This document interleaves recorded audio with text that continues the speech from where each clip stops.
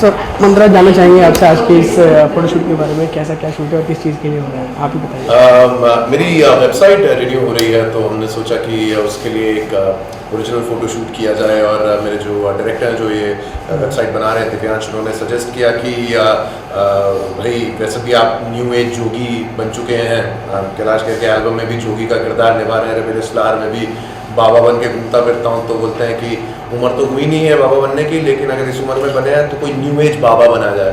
सो ऐसे एक बड़ा सिंपल सा फोटोशूट है जिसके अंदर हमारी वेबसाइट के अंदर इस कैरेक्टर के साथ आपके साइट की शुरुआत होती है। वो किस तरीके से हवा में उड़ता है और अचानक से उसमें विस्फोट सा होता है, और उसको खूब सारे आइडियाज़, रेडियो, टीवी, रंगमंच, जो कि मेरे जीवन से जुड़ी हुई कहानी है, उसके सारे एक विस्फोट सा होता है। तो एक बड़ी क्रिएटिव सी कॉन्सेप्ट है जिस पे काम किया था। जी, इस कॉन्सेप्ट में आपका कितना हस्तक्षेप है, आप कितना इंटरप्रेट कर रहे हैं, या फिर आपकी भी आइडियोलॉजी चल रही है, या फिर सारा कुछ?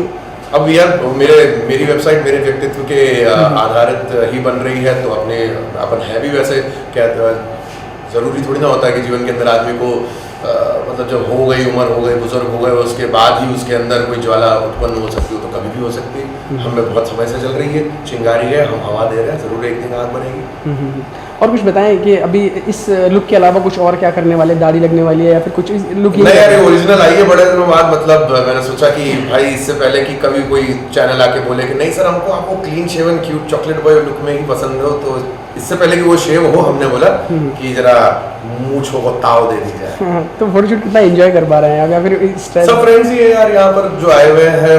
मैंने अपनी फ्रेंड सुरभि को बुलाया था, जो कि इस शूट के लिए जयपुर से खास तौर पे आई है, और ये उन्हीं के पैटर्न है, उन्हीं के ड्रेसेस हैं जो कि वो खुद डिज़ाइन करती हैं। तो इट्स गुड फन। मेरे फ्रेंड्स थ्रू जो इसे शूट कर रहे हैं, मेरे साथ मेरी फिल्म में भी पहले शूट कर चुके हैं। सो ही shooting, my director is my junior from my school, so ज़्यादा डांटता भी नहीं है मेरे को, जो प्यार मोहब्बत में बात हो जाती है। जी जी।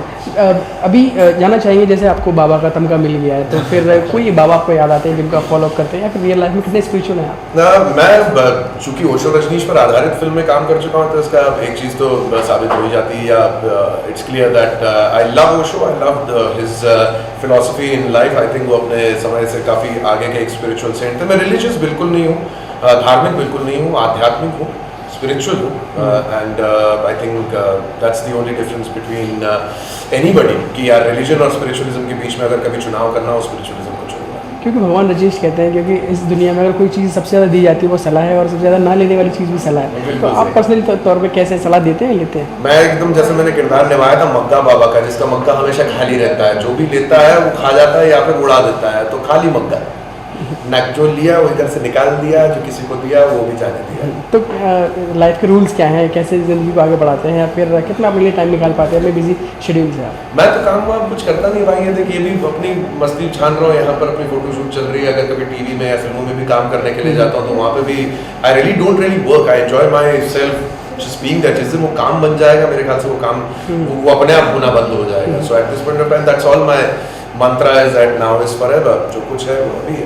क्योंकि आप फोटोशूट करवा रहे हैं, आप क्या हम जान सकते हैं कि आपको फोटोज़ क्लिक करना भी पसंद है, या फिर कहीं एडवेंचरस कहीं टूर पर जाते हैं, तो कितना शौकीन है आप? आज पूरी दुनिया सेल्फी की दुनिया बन चुकी है यार। एक ज़माना था कि किसी चीज़ को कैप्चर करने के लिए कलाकार बैठ के कैनवस पे पेंटिंग किया करते थे। आज तो आपने एक उंगली मोदी साहब को देख लो भाई, the biggest selfie prime minister that he is, almost हर बड़े नेता के साथ उनका फोटो है। वो मेरे को किसी दिन मिलेंगे तो मैं अभी उनके साथ एक सेल्फी लेना चाहूँगा। क्योंकि मेरा नेक्स्ट क्वेश्चन भी यही था कि किसके साथ सेल्फी लेना चाहिए, हमने पहले आंसर दे दिया।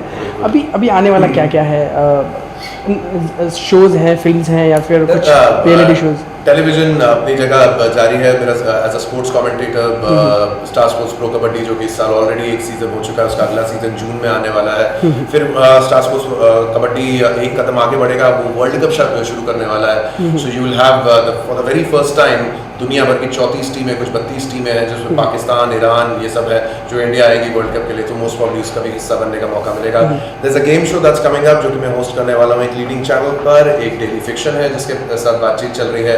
रंगमंच है, इस साल मेरा प्ले पिया बहरूपिया पूरी दुनिया ट्रैवल करने वाला है। I am going to Paris in June. उसके बाद हम लोग कनाडा जा रहे हैं, अमेरिका जा रहे हैं। सो पता नहीं और कहाँ मिल जाऊंगा भाई। क्योंकि मतलब आप लोगों में इतने फेमस हैं, मासेस में इतने पॉपुलर हैं, तो वेबसाइट के ज़रिए ज़्यादा पॉपुलैरिटी ज़्यादा मिलेगी या कुछ और बिजनेस ढंग से देखते हैं? यार आज के ज़माने में मेरे ख्याल से हर किसी का अगर अस्तित्व ऑनलाइन मीडियम पे जितना ज़्यादा है उतना ज़्यादा ही उस इंसान को जाना जाता है। किताबों से कहीं ज़्यादा लोग आजकल वेबसाइट पे या फेसबुक के आपके पेजेस को फॉलो करते हैं। So you have to have an online entity for sure. America में तो कि ये तक कह दिया कि अगर आपका फेसबुक अकाउंट नहीं है तो आप एंटी सोशल है, इसका मतलब आप आतंकवादी हो सकते हैं। So if you don't have an online personality or if you don't have an online persona, then you're missing out on a lot of audience for sure. So मैं चाहता हूँ कि मेरे जो एटलीस्ट जो ऑनलाइन एंटिटी है वो अपना काम करे। क्योंकि आज पिक्चर्स की बात हो रही है, फोटोग्राफी की बात हो रही है, फोटोशूट हो रहा है आपका, कोई आपको एक फोटो अपने बचपन की याद आती है जिसको आप अभी भी देखते हैं और सारी चाइल्डहुड मेमोरीज? आप बहुत अच्छा सवाल पूछा भाई।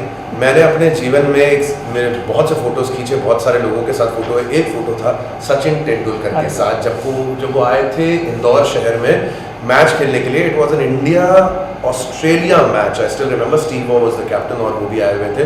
सचिन तेंदुलकर के साथ फोटो खींचने के लिए हम पहुंचे। उस टाइम पे वो बड़ा वाला कैमरा होता था जो रोल वाला होता है, जो धुलने के लिए जाती है, इंस्टेंट फोटोग्राफी नहीं होती थी। तो हम सचिन तेंदुलकर सर एक फोटोग्राफ प्लीज, और साथ बड़ा बंदा जा रहा था, मेरा भाई फोटो खींच दे। मैं सचिन के साथ जो खड़ा रहा, फोटो खींचा, thank you sir, thank you very much करके चलेगा। वो भी इंडिया भी मैच जीत गई या क्या हुआ क्या याद नहीं। वॉश करने के बाद जब वो फोटो आया तो सचिन तो पूरे थे, मैं केवल मुंह यहाँ तक के था। क्योंकि उन्होंने वो फोटो खींचने वाले ने जो है जोश जोश में केवल सचिन का खींचा, मेरी मुंडी नहीं। तो वो फोटो दुनिया को बताते रहे देखो मैं सचिन के साथ हूँ, लेकिन माना ही नहीं। वो फोटो दोबारा पूरा करने का मौका मिला, दोबारा मिला आपसे? हाँ, उसके बाद तो मैं सचिन तेंदुलकर की आवाज़ बना कई सालों तक के। उनके ऑलमोस्ट सारे एड्स के अंदर उनकी डबिंग मैं ही किया करता था। And it was a wonderful time when I turned into Sachin Tendulkar, and till date I think there is no one like him. God, I love, go get it. तो आपने अपनी वॉइस उनके सामने अपना जौहर दिखाया? he chose my voice। जब उनके 34th century के ऊपर एक डॉक्यूमेंट्री बन रही थी तो उन्होंने इंग्लिश में कर दिया था, हिंदी में किसी को डबिंग करना था। तो out of all the participants मेरी वॉइस सिलेक्ट हुई। मतलब वॉन्ट्स टू नो कि इतना लंबा फोटोशूट होता है, एक दो फोटोज़ तो ठीक है लेकिन हज़ारों फोटो खींचती हैं। आपको वो शॉट मिल गया जिसके लिए आप आए थे आज, जो आपकी वेबसाइट बनने वाली, वो शॉट आपने देख हो चुका है क्या अभी होने वाला है? नहीं भाई, आज तो मेरे फोटोशूट में आधे से ज़्यादा तो इंटरव्यूज चलते थे। तो अभी तक के मुझे ये मेरा शॉट मिला कि नहीं। मेरे डायरेक्टर, अरे मुझे बाल नोच रहा, बाल नोच रहा, आधा गंजा हो चुका है, कपड़े फाड़ना शुरू कर चुका। मैं चाहता हूँ इससे पहले कि वो पागल हो जाए, वो खुद बाबा बन जाए। हाँ, खुद चीनू मैं आ रहा हूँ, जाओ मैं आ रहा हूँ। थैंक यू सो मच बेचारी। Thank you so much, thank you all the best.